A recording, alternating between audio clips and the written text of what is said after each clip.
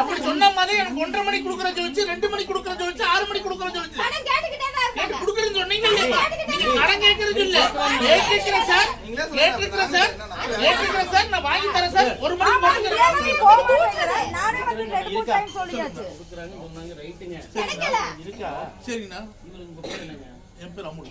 அமுல் மட்டும் வர வேண்டியதானே, எதுக்கு இத்தனை பேர் வரீங்க?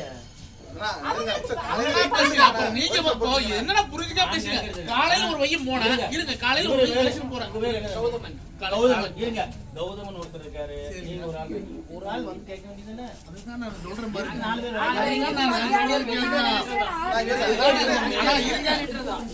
4 பேர் கலெக்ஷன் வரல. சரி காலையில இந்த எத்தனை பேர் உங்களுக்கு அண்ணா இல்ல அவங்க கிட்ட கேட்டுக்கிறேன். காலையில இந்த எத்தனை பேர் இருந்தாலும் மட்டும் கேளுங்க. காலையில இருந்து எத்தனை பேர் வந்து இப்ப இவங்க எப்போ வந்தாங்க?